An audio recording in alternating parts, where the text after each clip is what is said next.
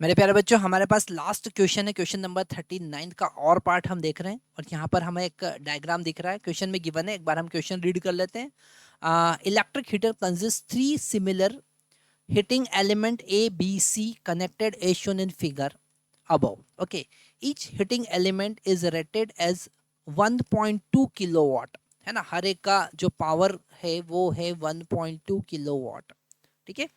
And 240 volt 240 volt जो voltage rating है वो कितना है, 240 वोल्ट का है।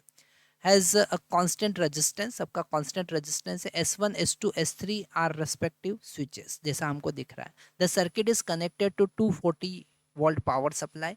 यहाँ पर हमको दिख रहा है कि 240 वोल्ट पावर सप्लाई से हमने कनेक्ट किया है।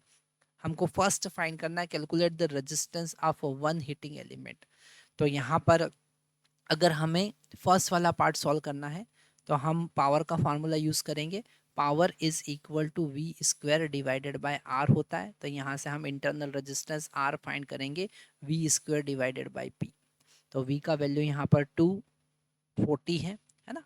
240 गिवन है। वोल्टेज रेटिंग कितना है, 240। तो इसका स्क्वायर हम करेंगे डिवाइडेड बाय रेजिस्टेंस यहाँ पर हमारे पास गिवन, सॉरी पावर यहाँ पर गिवन है 1.2 इंटू 10⁻³ तो इससे हम आर का वैल्यू इससे हम आर का वैल्यू कैलकुलेट करेंगे। और यहाँ हो जाएगा 240 इंटू 240, दो बार हम लिखेंगे क्योंकि स्क्वायर में है। और ये हो जाएगा 12 इंटू 100, है ना, क्योंकि ये 1.2 को हमने 12 लिख दिया और 100 का मल्टीप्लाई कर। तो ये 2 0 तो यहाँ पर कैंसिल हो जाएगा, ये 2 टाइम कैंसिल होगा और रेजिस्टेंस का वैल्यू हमको आएगा 48 ओम, ठीक है। तो हमारा रेजिस्टेंस हर एक एलिमेंट का कितना है, 48 ओम। सेकंड वाला पार्ट यहाँ पर हम देखते हैं। सेकंड वाला पार्ट में उन्होंने कहा है कि calculate the current in each resistance when S1 and S3 are closed. तो यहाँ पर हम देख लेते हैं। सबसे पहले S1 अगर हमने क्लोज किया है और S3 यहाँ पर क्लोज किया है, तो जैसे ही क्लोज करेंगे तो यहाँ पर 48 और 48 उन्होंने कहा है ईच रजिस्टर, ठीक है। तो ये 48 सीरीज में कनेक्टेड होंगे और यहाँ से जाने वाला करंट जो होगा वो कितना होगा, वो हम पहले I1 फाइंड करेंगे।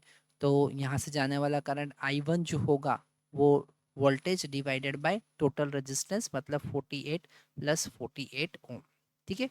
और वोल्टेज यहाँ पर कितना है, 240, ठीक है। और ये हो जाएगा 2 इंटू 48, है ना।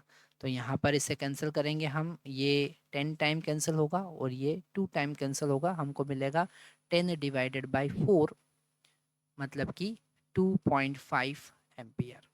ओके, अगर हम I2 की बात करें कि C एलिमेंट से कितना करंट फ्लो होगा, अगर हम I2 की बात करें तो उसके अक्रॉस डायरेक्टली 240 वोल्ट कनेक्टेड है। तो I2 यहाँ पर हम लिख सकते हैं, I2 हम कितना लिखेंगे, इसे हम थोड़ा स्मॉल कर देते हैं ताकि आपको, हाँ, I2 यहाँ पर कितना होगा, I2 होगा 240 डिवाइडेड बाय रेजिस्टेंस 48। इसे हम कैंसिल करेंगे तो ये 10 टाइम कैंसिल होगा, ये 2 टाइम कैंसिल होगा। डेफिनेटली यहाँ पर जो करंट होगा वो 5 एम्पियर का करंट हमको मिलेगा, ठीक है। सी उन्होंने कहा है calculate the power dissipation across A, कितना होगा अगर S1 S2 S3 क्लोज है, ठीक है।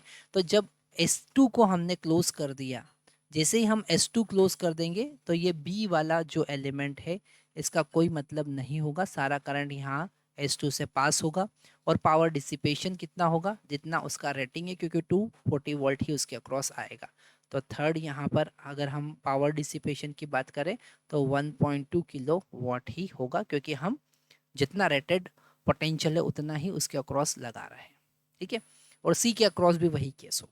अगर उन्होंने पूछ लिया है कि सी के अक्रॉस कितना पावर डिसिपेशन होगा तो भी आप कहेंगे 1.2 kilowatt. Thank you very much.